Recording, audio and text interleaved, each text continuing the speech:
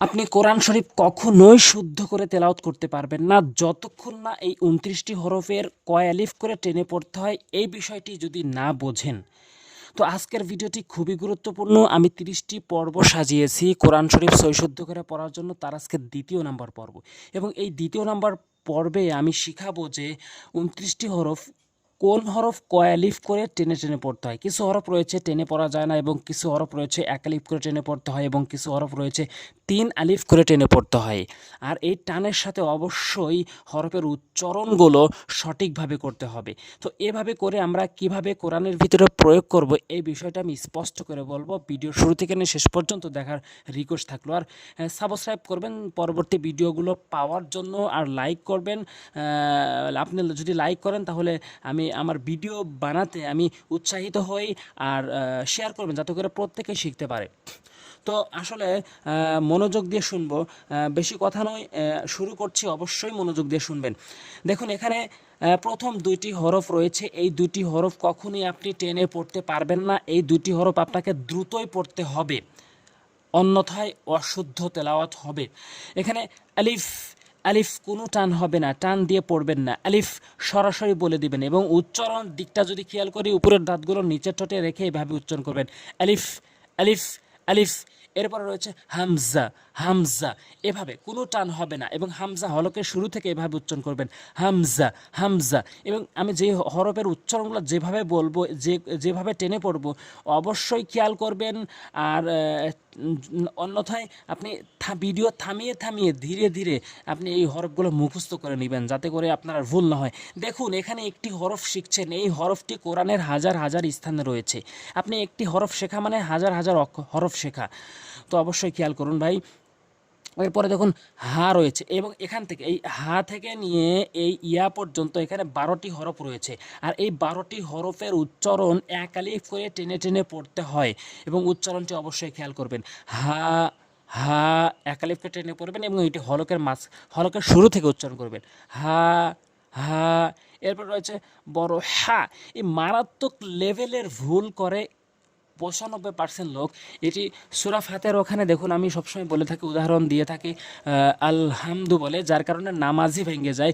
ওখানে সূরা ফাতিহার ওখানে বড় হাজি হলকের মাঝখান থেকে আলহামদু বলতে হবে, তাহলে আপনার নামাজ শুদ্ধ হবে, অন্যথায় নামাজ ভেঙে যাবে। তো আজকের পড়াটি খুবই গুরুত্বপূর্ণ, আজকের পর্বটি মনোযোগ দিয়ে শুনবেন। এরপরে দেখুন তা, এই ১২টি হরফের উচ্চারণ এক আলিফ টান হয়, তার মধ্যে একটি হচ্ছে হা। এরপরে রয়েছে হচ্ছে তা, তা এক আলিফ করে টেনে পড়বেন, এক আলিফ করে টেনে পড়বেন।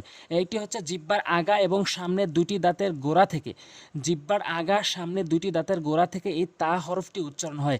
তা, এক আলিফ টেনে পড়বেন, তা, তা। এরপরে রয়েছে হচ্ছে ত, ত। এই তটি জিহ্বার আগা সামনে দুটি দাঁতের গোড়া থেকে উচ্চারণ করবেন এবং এক আলিফ করে টেনে পড়বেন, ত, ত, ঝা, ঝা, ভ। উচ্চারণটা খেয়াল করি, ঝাটা জিহ্বার আগা উপরের নিচে দুই দাঁতের মাঝখানে লাগাবেন, তাহলে সঠিক উচ্চারণটি হবে ঝা, ঝা, ঝা। এরপর আসুন র, র। জিহ্বার আগা এবং সামনের দুটি দাঁতের আগা লাগবেন, তাহলে সঠিক অর্থ দাঁড়াবে, সঠিক উচ্চারণ হবে। অধিকাংশ লোক জ বলে, জ, আউযু বিল্লাহ বলে, ভুল। সঠিকভাবে উচ্চারণ করলে আউযু বিল্লাহ হবে নর্মালি। রাল, র, র, এভাবে উচ্চারণ করবেন। এরপরে রয়েছে সা, সা, সা। সা হরফটি জিহ্বার আগা এবং সামনের দুটি দাঁতের আগা থেকে নর্মালি সা বলবেন। অধিকাংশ লোক সিন ও সতের উচ্চারণ করে ফেলে, সা বলতে হবে, সা। এরপরে রয়েছে এক আলিফ টেনে পড়বেন। এরপরে রয়েছে ফা, ফা। ফা হরফটি উপরের দাঁতগুলোর নিচের ঠোঁটের পেটে লাগাবেন, যেমন ফা, এবং এক আলিফ টেনে পড়বেন, ফা, ফা, ফা, ফা। এরপরে রয়েছে র, র হরফটি মুখ গোলাকার করে পুর করে জিহ্বার আগাটি উল্টিয়ে উপরের তালুর সঙ্গে লাগিয়ে এক আলিফকে টেনে পড়বেন, র, র, র, এভাবে উচ্চারণ করবেন। এরপর রয়েছে খ, খটি হলকের শেষ থেকে খ, এভাবে সাউন্ড করে উচ্চারণ করবেন, খ, খ।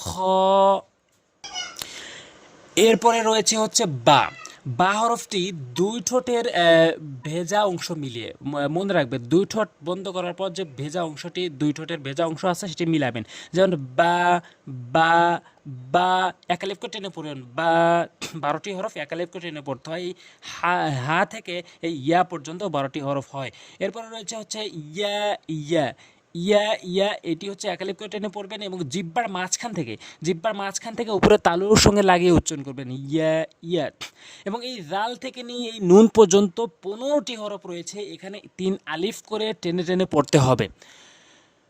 দেখুন প্রথমে হচ্ছে জাল, এভাবে 3 আলিফ 3 সেকেন্ড পরিমাণ, 3টি আঙ্গুল পরপর তুলতে যত টাইম লাগে তত টাইম টানবেন, জাল এভাবে উচ্চারণ করবেন। আর এবং জিব্বার আগা, দাঁতের আগা থেকে উচ্চারণ করবেন, অন্যথায় ভুল হবে। অধিকাংশ লোক জাল বলে, জাল আউযু বিল্লাহ বলে, এভাবে বলে জাল জাল, জিব্বার আগা দাঁতের আগা জাল।